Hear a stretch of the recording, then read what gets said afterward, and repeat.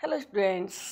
आज हम डिस्कस करेंगे फिजिकल केमिस्ट्री से रिलेटेड कुछ की पॉइंट्स जो कि एग्ज़ाम्स में पूछे जाते हैं और शॉर्ट क्वेश्चंस हैं जो कि बच्चों को याद होने चाहिए, समझ में आने चाहिए। उसी रेफरेंस में हम कुछ क्वेश्चंस को, कुछ पॉइंट्स को डिस्कस करेंगे। जैसे सबसे पहले सॉलिड स्टेट, जबकि सॉलिड स्टेट टर्म 1 में आ चुका है, लेकिन फिर भी आपके एग्ज़ाम्स के लिए, कंपटीशन एग्ज़ाम्स के लिए, जेई और नीट्स एक्सेट्रा एग्ज़ाम्स के लिए इन इंफॉर्मेशंस का जानना बहुत ज़रूरी हो जाता है। जैसे कि शॉर्ट की डिफेक्ट क्या है? शॉर्ट की डिफेक्ट, बहुत cations and anions are missing, means जितने कैटायंस मिसिंग होंगे उतने ही एनायंस मिसिंग होंगे, जिससे कि पॉजिटिव एंड नेगेटिव चार्ज का बैलेंस बना रहेगा और सॉल्ट में कोई चार्ज रिजल्टेंट नहीं अपीयर होगा। फ्रैंकल डिफेक्ट क्या है? ये फ्रैंकल डिफेक्ट में आयंस अपनी जगह से निकल जाते हैं लैटिस पॉइंट से और इंटरस्टिशियल साइट्स में जाके जगह ले लेते हैं। तो इस तरह से यहाँ पर भी कोई लॉस आयंस का नहीं होता है, कोई डिफेक्ट इस तरह का नहीं आता है कि रेशियो बदल जाए, कैटायंस और एनायंस का रेशियो बराबर बना रहता है और वो फार्मूला एज इट इज़ बना रहता है। एफ सेंटर्स ये एक डिफेक्ट है, जबकि कुछ एनायंस क्रिस्टल लैटिस से निकल जाते हैं, बाहर रिमूव हो जाते हैं और उनकी जगह लेने के लिए इलेक्ट्रॉन्स उन वैकेंसी में एंटर कर जाते हैं जो कि एनायंस के द्वारा क्रिएट की गई। एफ सेंटर्स इलेक्ट्रॉन्स हैं जो कि वैकेंसी में एंट्रैप्ड हो जाते हैं, जो कि एनायन के लॉस के कारण बनती हैं। एंटी फ्लोराइड स्ट्रक्चर, सबसे पहले हमें जानना पड़ेगा fluoride structure. AB2 type solids, AB2 type solid जिनमें कि कैटायन टू एनायन रेशियो 8:4 होता है, जिसमें कि हम ले सकते हैं CaF2। लेकिन दूसरा एग्जाम्पल आता है एंटी फ्लोराइड स्ट्रक्चर, यानी कि फ्लोराइड स्ट्रक्चर से जस्ट अपोजिट। ये कंपाउंड्स हैं A2B टाइप के, जैसे कि Na2O। कैटाइन की वैलेंसी +1 है और एनायन की वैलेंसी -2 है।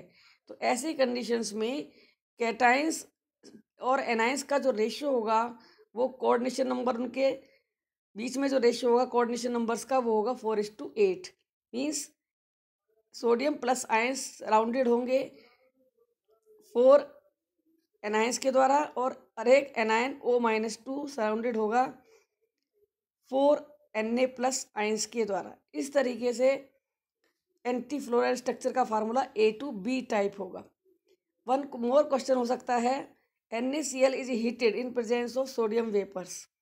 ये क्वेश्चन काफ़ी कुछ एग्जाम्पल्स के साथ एक्सप्लेन हो सकता है, जैसे कि LiCl is heated in presence of lithium vapors, KCl is heated in the presence of vapors of potassium। क्या होता है जब हम NaCl को सोडियम वेपर्स की प्रेजेंस में हीट करते हैं? सोडियम वेपर्स जो कि क्रिस्टल लैटिस की सरफेस पर प्रेजेंट हैं, तो यहाँ पर Cl- आयंस क्रिस्टल लैटिस में से बाहर निकलते हैं, सरफेस पर जाते हैं, जहाँ पर कि उनसे कंबाइन करने के लिए सोडियम वेपर के एटम्स Na+ और इलेक्ट्रॉन्स में स्प्लिट होते हैं। अब ये इलेक्ट्रॉन्स एंटर कर जाते हैं क्रिस्टल लैटिस में और जगह ले लेते हैं उस आयन की जो कि लॉस हुआ है क्रिस्टल लैटिस में से, और ये बनाते हैं एफ सेंटर्स। तो NaCl को जब हम सोडियम वेपर्स की प्रेजेंस में हीट करेंगे तो क्रिस्टल लैटिस में से क्लोराइड आयन सरफेस पर जाएंगे और वहाँ पर सरफेस पर सोडियम के जो एटम्स हैं वो इलेक्ट्रॉन लिबरेट करेंगे, वो एंटर कर जाएंगे क्रिस्टल के अंदर और बनाएंगे एफ सेंटर, जिनके कारण से सॉल्ट का एक पर्टिकुलर कलर आ जाता है। तो इसीलिए हम कहते हैं कि सोडियम क्लोराइड को जब सोडियम वेपर्स की प्रेजेंस में हीट करेंगे तो बनेगा yellow colour. One more question हो सकता है, zinc oxide is heated. Zinc oxide को जब हम हीट करते हैं तो यहाँ पर आयन बनते हैं zinc +2 oxygen gas and 2 electrons. Zinc ions दोनों कंडीशंस में ऑक्सीजन का लॉस हो रहा है, इसका मतलब कि O-2 आयंस लैटिस पॉइंट्स को छोड़ रहे हैं, लीव कर रहे हैं और साथ ही साथ पोजीशन ले रहे हैं। उनकी साथ में इलेक्ट्रॉन जो पोजीशन लेते हैं वो इंटरस्टिशियल साइट में ले लेते हैं। इस तरीके से यहाँ पर लॉस ऑफ एनायन हो रहा है और इलेक्ट्रॉन उसकी जगह ले रहे हैं, और ये भी कहलाते हैं एफ सेंटर्स। तो यहाँ पर जिंक ऑक्साइड के अंदर कलर आ जाएगा। अगला क्वेश्चन हो सकता है कोऑर्डिनेशन नंबर क्या होता है। कोऑर्डिनेशन नंबर किसी भी एटम के चारों तरफ प्रेजेंट अपोजिट एटम्स की संख्या जो उसको डायरेक्ट टच में है, डायरेक्ट कांटेक्ट में है, कहलाता है उसका कोऑर्डिनेशन नंबर। कोऑर्डिनेशन नंबर जो है वो हीट करने पर डिक्रीज होता है और प्रेशर इंक्रीज करने पर इंक्रीज होता है। यानी कि हम NaCl टाइप का स्ट्रक्चर इसमें कि कोऑर्डिनेशन नंबर 6 और 6 है उसको चेंज कर सकते हैं CaCl टाइप स्ट्रक्चर में जहाँ कोऑर्डिनेशन नंबर 8 है, और ये हो सकता है प्रेशर अप्लाई करने के बाद, जबकि हीट करने पर CaCl टाइप का स्ट्रक्चर वापस NaCl में कन्वर्ट हो जाता है। अगला क्वेश्चन हो सकता है number of particles in FCC कितने हो सकते हैं 4, BCC में कितने हो सकते हैं 2, सिंपल क्यूबिक में होते हैं 1।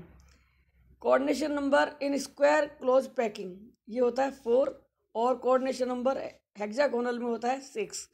हेक्सागोनल में कोऑर्डिनेशन नंबर 6 का मतलब कि सेंट्रल एटम जो है वो प्रेजेंट है सेंटर में और उसके चारों तरफ 6 एटम्स हैं जो उसके डायरेक्ट कांटेक्ट में हैं।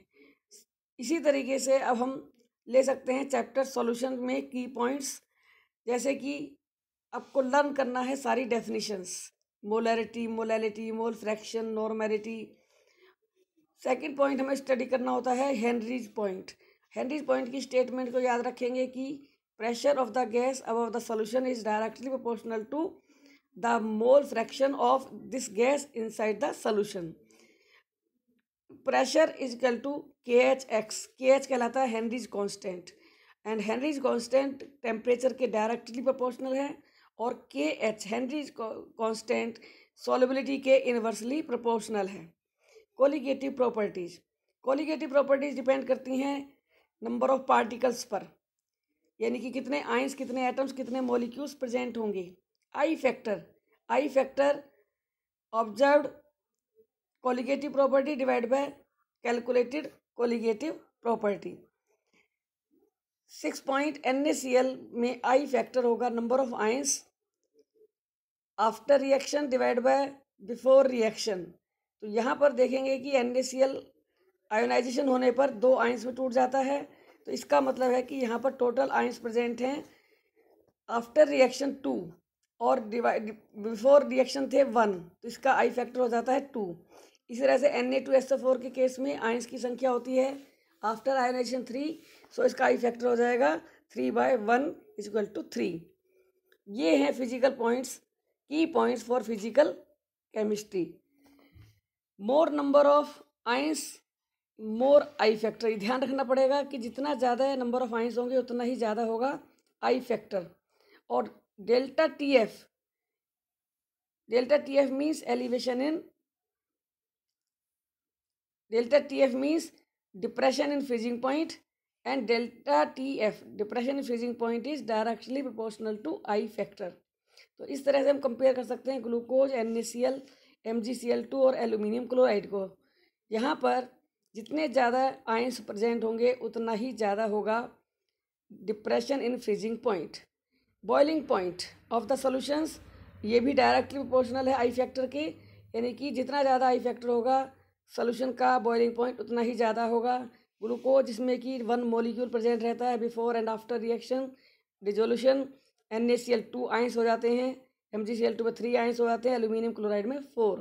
तो इस तरीके से उनके नंबर ऑफ आयंस बढ़ते जा रहे हैं, तो बॉइलिंग पॉइंट भी उनका इसी तरीके से बढ़ता जाएगा और एलिवेशन इन बॉइलिंग पॉइंट भी उसी ऑर्डर में इंक्रीज होगा। Freezing point of the solutions having non volatile solute, जो सोल्यूट्स वोलेटाइल नहीं है, वेपर्स में कन्वर्ट नहीं हो सकते हैं, आयंस की फॉर्म में रहते हैं, तो यहाँ पर फ्रीजिंग पॉइंट उतना ही ज़्यादा होगा जितने कम होंगे नंबर ऑफ आयंस।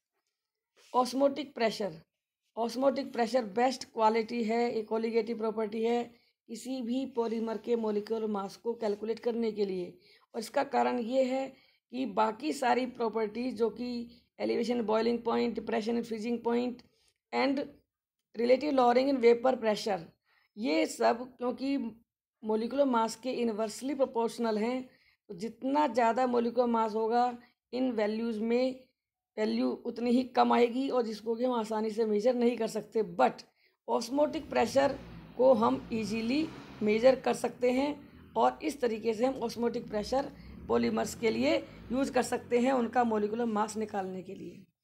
अब कुछ पॉइंट्स हैं जो कि आपको याद रखने होंगे, जैसे फार्मूला होता है उसमें क्या चेंज आते हैं। Pi equal to N/V/RT, it is for osmotic pressure. Osmotic pressure में यहाँ पर आपको क्या क्या चेंज करना होता है, वेट को आपको ग्राम में लेना है, अगर वो मिलीग्राम है तो उसको ग्राम में चेंज करेंगे, वॉल्यूम को हमें लीटर में लेना है, अगर मिलीलीटर में है तो उसको हम लीटर में चेंज करेंगे बाय डिवाइडिंग बाई 1000। आर को हम लेंगे 0.0821 litre atmosphere per kelvin per mole. Conductivity of the solutions, number of ions per centimetre cube of the solutions होते हैं।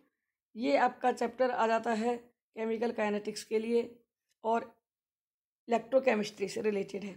यहाँ पर इलेक्ट्रोकेमिस्ट्री में इक्वलेंट कंडक्टेंस का फार्मूला आपको ध्यान रखना होगा, K equal to 1000/C normality, और इन वैल्यूज़ को रखने के बाद आप ये आंसर आसानी से निकाल सकते हैं।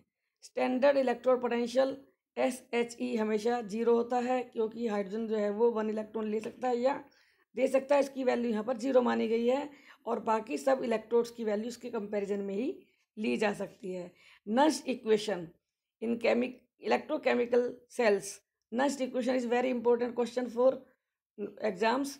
और किसी भी सेल के लिए सबसे पहले हमें काम करना होगा उस सेल के बारे में लिखना, उस सेल की रिएक्शंस को लिखना, उसके बाद हम एक फार्मूला अप्लाई करेंगे कंप्लीट सेल के लिए। EMF of the cell is equal to EMF of the cell at standard condition minus 0.0591/N log product ions divide by reactant ions. यहाँ पर इस रिएक्शन के लिए, क्योंकि यहाँ पर प्रोडक्ट आयंस है कॉपर +2 और सिल्वर प्लस आयंस हैं 2, क्योंकि सिल्वर आयन 2 टाइम्स यूज हुए हैं तो उसकी कंसंट्रेशन स्क्वायर 2 होगी। यहाँ पर हमें ध्यान रखना होगा कि एल्शियम नहीं लेना है।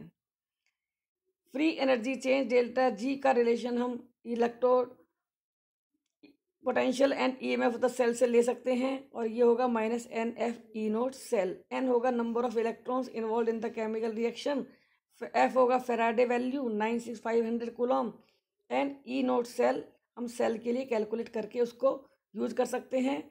इसके साथ ही हम ले सकते हैं मैक्सिमम वर्क जो होगा वो हमेशा होगा -ΔG, डेल्टा जी डिपेंड करेगा NFE0 सेल पर, और ये वैल्यू नेगेटिव में होगी, इसका मतलब कि वर्क होगा। तो ये थे कुछ की पॉइंट्स जो कि फिजिकल केमिस्ट्री में इन चैप्टर से रिलेटेड हैं। इनको आप अच्छी तरह से तैयार कर सकते हैं और समझ सकते हैं।